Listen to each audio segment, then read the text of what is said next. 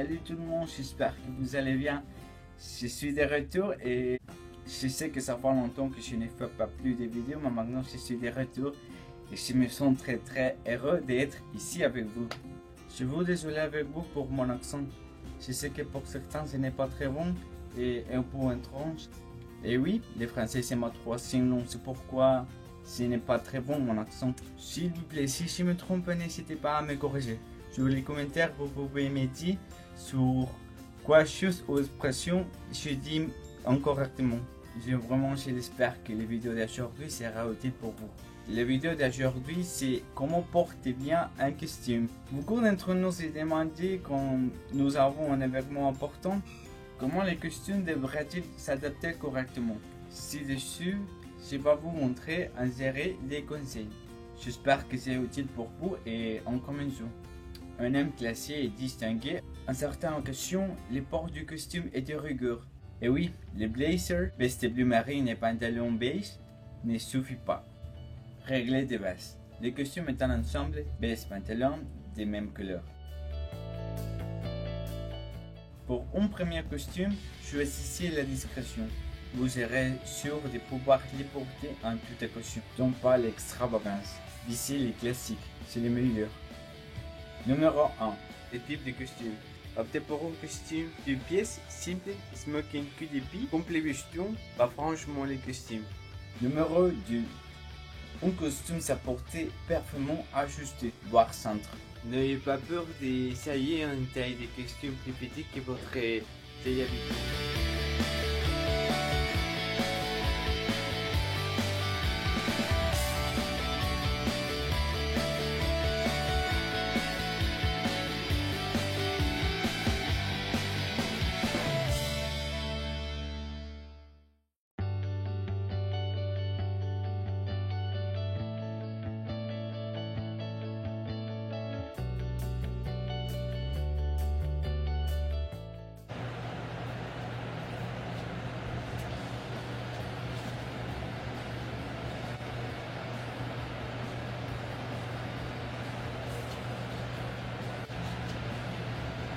Cela vous évitera de paraître mouillé dans votre costume ou de ressembler à un pingouin. Aussi, n'hésitez pas à faire ajuster votre costume. De nombreux vendeurs proposent de le faire.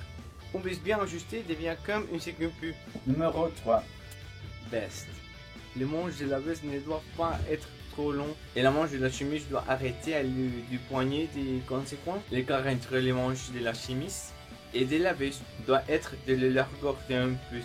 Cela permet de laisser apparaître des éventuels boutons de manche ou d'apporter une simple touche d'esthétisme avec les lisières de la chemise. La couture d'épaule s'arrête à la fin de l'épaule. Si vous portez un veste 3 boutons, seul celui du milieu doit être fermé. Et dans le cas de la veste du bouton, laissez les boutons du bas ouverts. Numéro 4. Pantalon.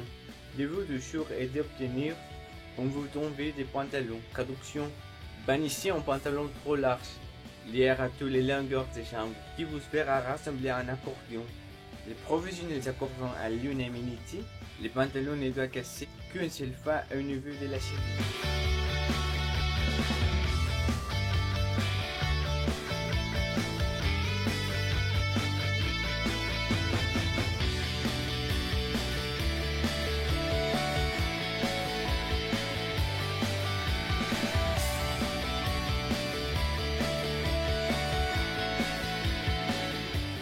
La teinte des gris foncé et les bleus marines sont du couleur parfait par un costume passe-partout.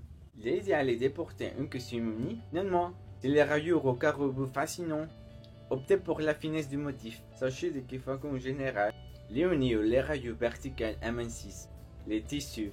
La laine est décidément la reine en matière en costume. Elle est plus faisable et vous permettra de garder une allure classe. Bien sûr, si vous craignez de ne pas pouvoir porter un costume en laine, sachez de les couturiers en pensent à un but. Et oui, il existe des costumes en laine lécheur, mais si cela ne vous convient toujours. Voilà, c'est tout pour aujourd'hui. J'espère que cette vidéo sera utile pour vous. Je vous invite à me suivre dans mes réseaux sociaux, Instagram, Facebook et Twitter. Donnez-moi un petit like et partagez cette vidéo avec vos amis. Je l'apprécierai vraiment. À bientôt dans la prochaine vidéo.